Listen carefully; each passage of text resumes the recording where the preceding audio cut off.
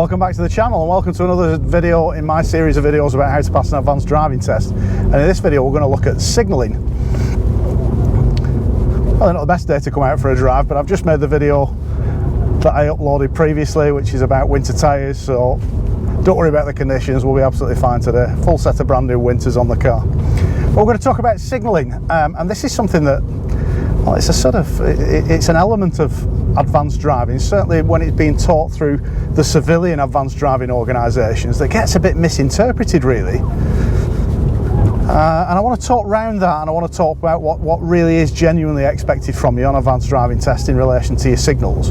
So let's talk about signalling as part of the system of car control to start with. If you remember, the information phase is the first phase of the system, and it runs throughout the system. And there's three things that we do with information: we take, we use, and we give information. So this particular video is all about how we give information out with signals. And what do we mean by signals? Well, the first thing you think about with signals is indicators, isn't it? Indicators, trafficators as they used to be called, turn signals as they're called in other parts of the world. And I like to think of indicators as our primary method for communicating with other drivers out on the road. Don't forget, driving is a social activity. We are interacting with other people, interacting with other human beings. We tend to see the vehicles and we don't think about the drivers. And there's nothing wrong with a bit of communication between everybody when we're out on the road. So our primary signal is indicators, and I'll come to that in a lot of detail in a few minutes, but let's talk around some of the other signals that we've got available to us, because it's not just the indicators. We've got the headlight flash. That's a signal. Pull the stalk towards me now, the headlights will flash. You look in the highway code at when it's appropriate to use a headlight flash. The highway code says it's to let other people know that you are there. That's it. And it's a really misused signal, is the headlight flash. The biggest misuse is flashing people out at junctions, letting them go at junctions, giving a courtesy to people. It's also used to acknowledge a courtesy. I think it's a horrible way to acknowledge a courtesy. You thank somebody by burning their retinas out and giving them a flash where they can't see.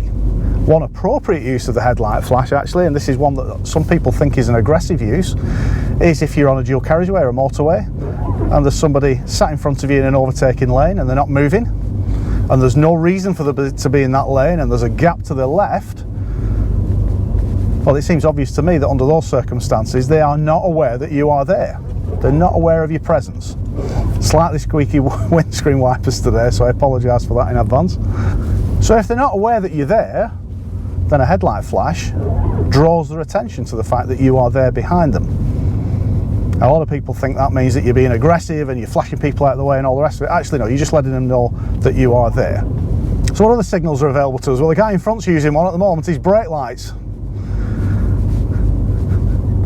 A lot of the time we don't think of that as a signal, do we? But I know that he is pressing his brakes. He's not actually braking, because the car's driving along at a constant speed. I don't know if he's left foot braking. I suspect he must be if the car's accelerating, keeping a constant speed, but also braking at the same time. The car in front, however, his brake lights are going on and off when he's braking. So brake lights, good indicator for vehicles behind that people are braking and slowing down, especially when you're on a motorway and there's a long line of brake lights working their way back to you. It's a good indicator. So we can use brake lights. We can use them as a signal. We can deliberately use them sometimes. If we're slowing down, you might want to, from a higher speed on the motorway, for example, you might want to show brake lights early. Just brush in the brake pedal. The first press will click on that switch for the brake lights, and you'll give a nice early indication to people behind that you're braking. What else? Well, reverse light is an indicator as well. White light comes on, you're going to let people know that you're reversing. Hazard lights, another badly misused signal, to be used in an emergency, or if you are slowing from a high speed to a low speed on somewhere like a motorway. If you press the brakes in this car hard to the point where the ABS comes on, the hazard lights will come on. So it's another additional warning for people behind that traffic is slowing down on, motorways, dual carriageways, higher speed roads, things like that. About the horn.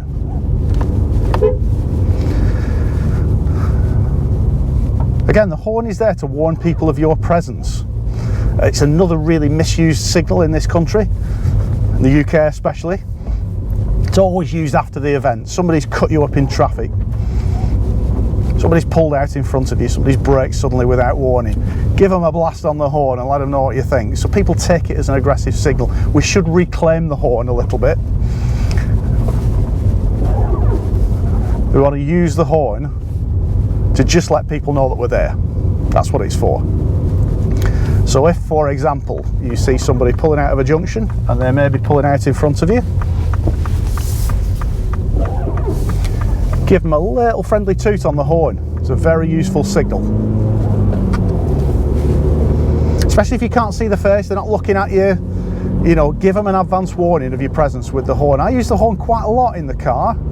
On the bike I use it even more because you really want to draw people's attention to you and really want you really want to make sure people can see you and have seen you and have acknowledged that you're there and that they're not going to pull out in front of you.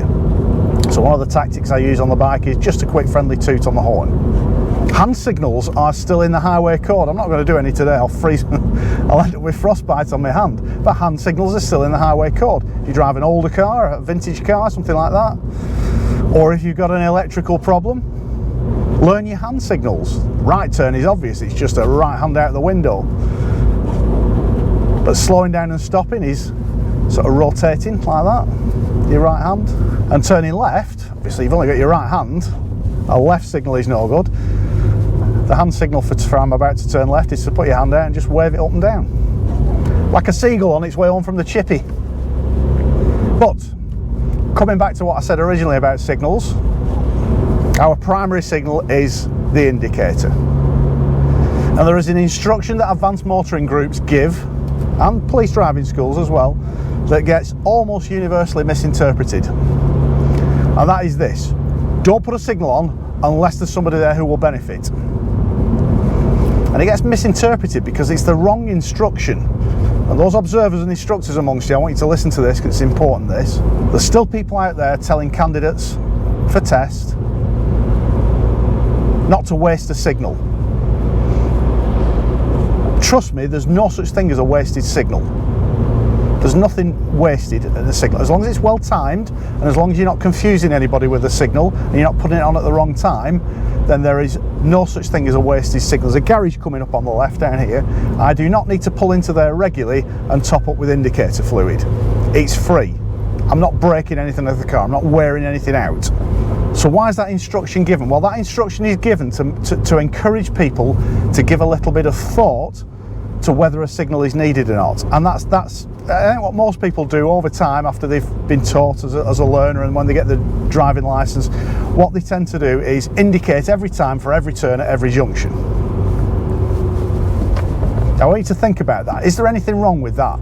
In my view, this is a personal view, my view, if it's well timed, if you're not confusing anybody with the signal, then there's nothing wrong with it. What the advanced motoring groups and the police and other emergency services are looking for when you're going in for test is that you're thinking about what you're doing, that you're giving some thought to it. So this instruction developed over many years to encourage people to look around and think, do I need to put a signal on? And by choosing to put a signal on or choosing not to put a signal on at various times, you're giving a demonstration to your examiner that you've given some thought to whether you need to put a signal on or not. But it gets misinterpreted and it gets confusing for people. People come along to do an advanced driving course and the next thing they're being told to stop signalling. Well, signalling is really important. It's a basic part of what you learn when you're a learner driver, when you're first starting to learn to drive. Mirror, signal, manoeuvre. Why at an advanced level are we asking people to stop using that signal? My other concern is that it's easy to miss a signal when you actually need one. Because the instruction that people give is don't put a signal on unless there's somebody there who will benefit. So that means people look around, and I see them do it on test, they look around, well, there's nobody behind me, there's nobody, or there's no, and I hear this quite often as well, there's no other cars around, so I'm not putting a signal on. The signal is not just for car drivers. It's not just for motorcyclists and lorry drivers and car drivers and all the other road users in vehicles. It's also for cyclists, it's for pedestrians. If you're waiting to cross the road, you want a signal from people. Because it can help you as a road user. The other thing is as well, on a lot of occasions, you might be approaching a junction and you'll have no view of the junction itself. You won't know if anybody's waiting there. Or you'll be approaching a roundabout and you won't be able to see if anybody's approaching that roundabout. Anybody who might need to give way to you. So under those circumstances, if you look around yourself and say, well, there's nobody around who I need to give a signal to, and then you get halfway into that junction, you're then going to have to put a signal on, and that might be late. Now, all right, I accept the information phase runs throughout the system, which means you can put a signal on at any time during your negotiation of that hazard, whatever it is you're driving through.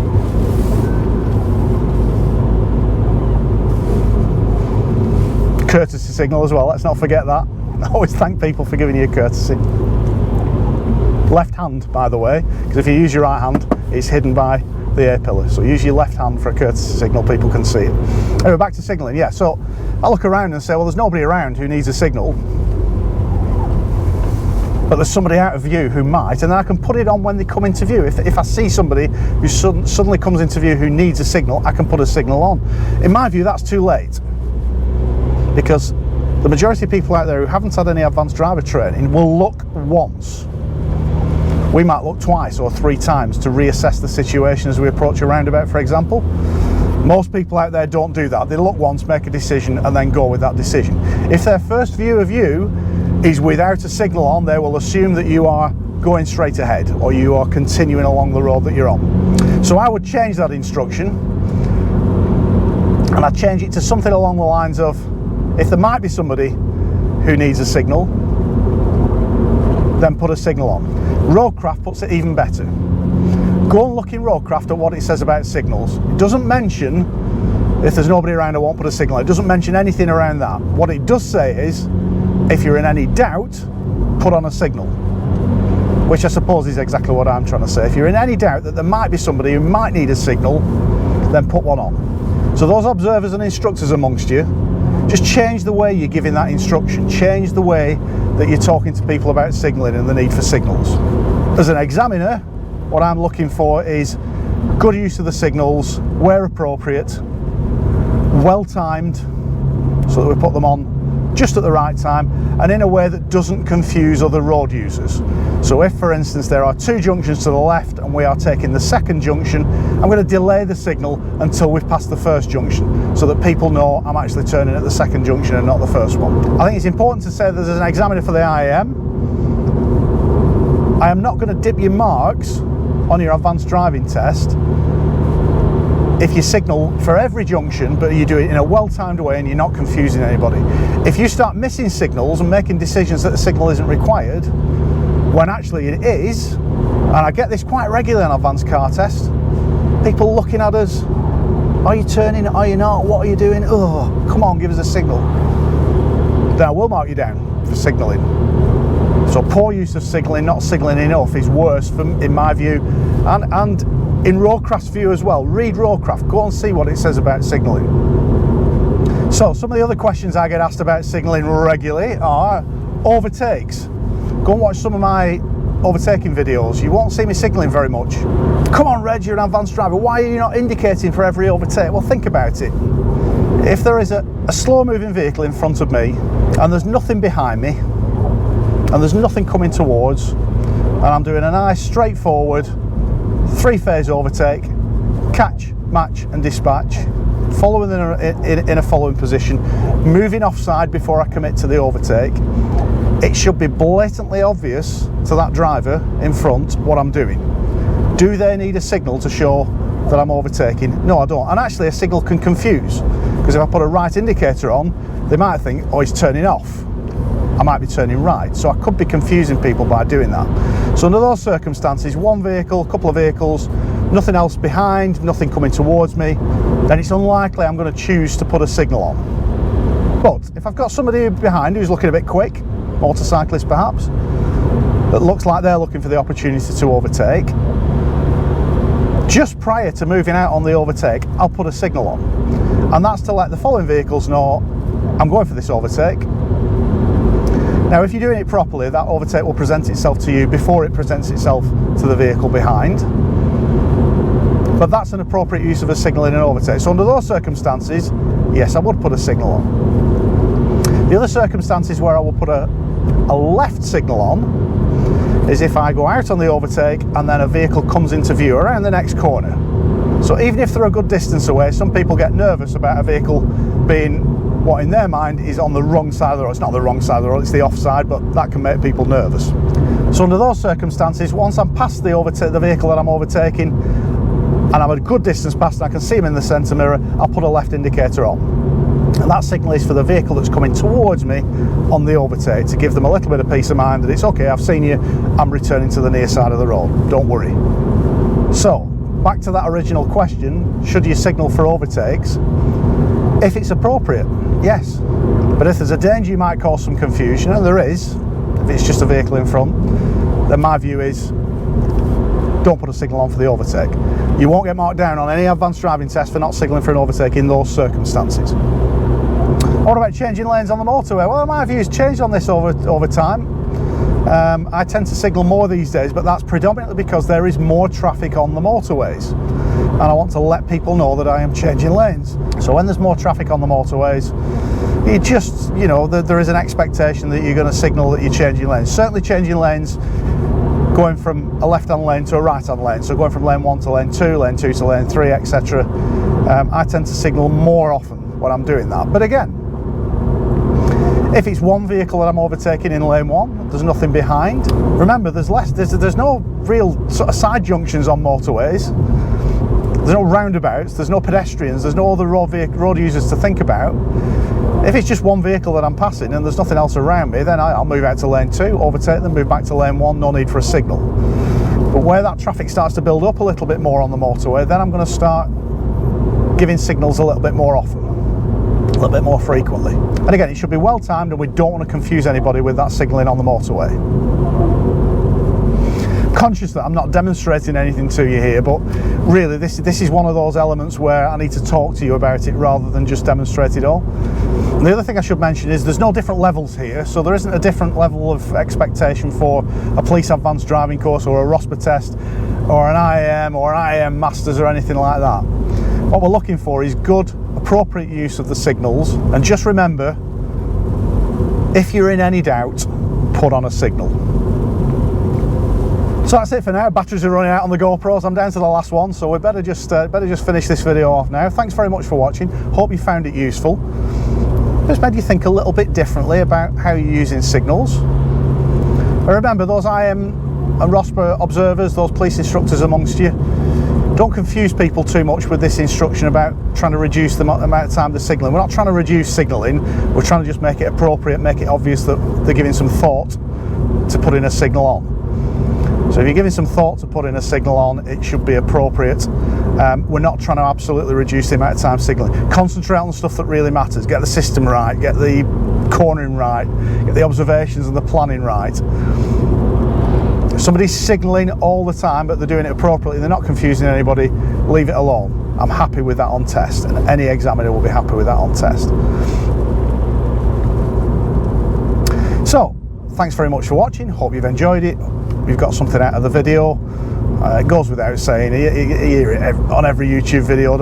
Don't forget to subscribe and like the video. You'll get an email notification every time I upload a new video. If you want more information about advanced and performance driving, go and have a look on my website, reglocal.com. Loads more information there about advanced and performance driving, information about the books that I've written, how you can get a day's driver coaching with me if you so wish, maybe in better conditions than this, hopefully. And give us a follow on Twitter as well, @reglocal. But for now, thanks very much for watching. Hope you've enjoyed the video, and we'll see you next time.